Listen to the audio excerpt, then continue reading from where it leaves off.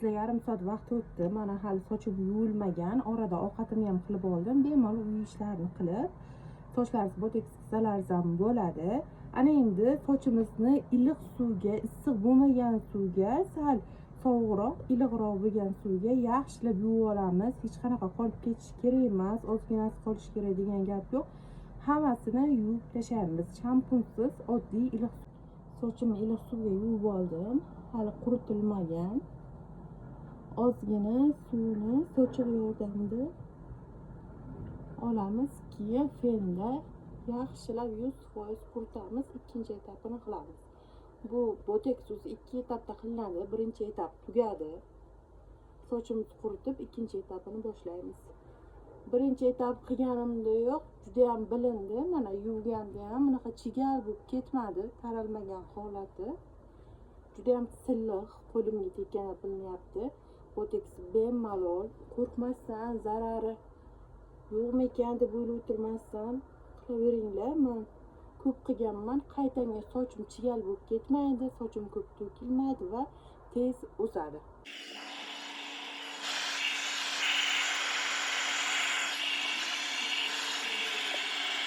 Sochimiz 70% ga 80% ga qarib quridi.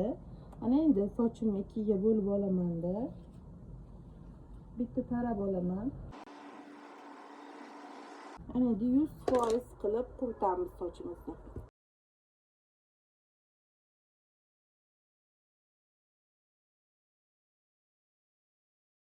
Qizlar, sochimni 100% ga quritib oldim. Ana endi sochimizni yaxshilab dazmollaymiz.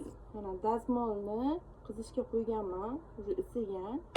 Ana endi sochimni eng pastidan boshlab, kimga qanaqa qulay bo'lsa, kimdir oldidan boshlaydi, kimdir eng pastdan boshlaydi. Faqat sochlaringiz qurigan bo'lishi kerak. Yaxshilab qo'l holatida dazmol qilmaymiz.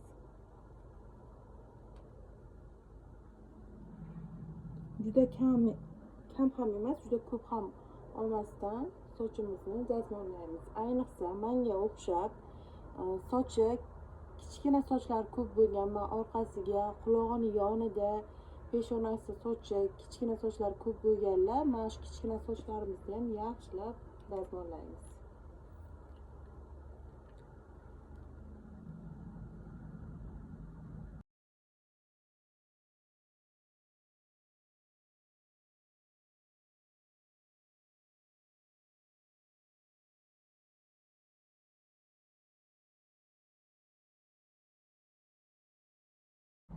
Sochimizni yaxshilab dazmollab oldik. Ana endi ikkinchi marta boteksni suramiz. Oldingisida birinchisida hech qanaqa dazmol qilmasdan surgan edik. Endi ikkinchisida dazmollab suryapmiz. Sochimizga xuddi kraskani surganga o'xshab suramiz. Xohlasalaringiz oltiga bo'lib olinglar. Men o'zim qilyapman uchun o'zimga qulayroq qilib qilyapman. Agar sizlarning sochlaringiz kimdir qiladigan bo'lsa, yordam beradigan odamlaringiz bo'lsa, bemalol bo'lib qiladi. Men o'zimga qulayroq bo'lgani uchun shu usulni qilyapman. Yana solib olaman boteksni.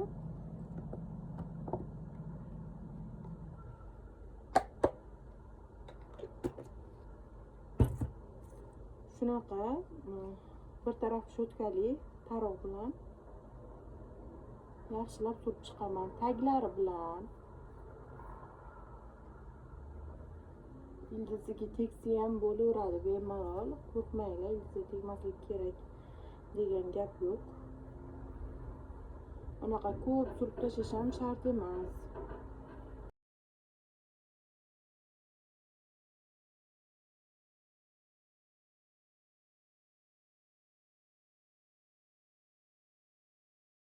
Hamma joyiga boteks surib bo'ldim. Ana endi bitta tarayimizda sochimni tarab oldimman. Tekslar bitta taraganlaringizdan keyin sochlaringizni teks qilib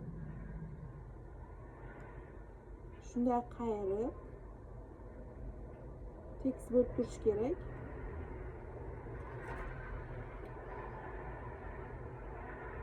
Mana sochimni teks qilib oldim.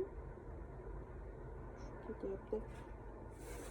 Yana paketga shunaqa boshimni kiyib olaman.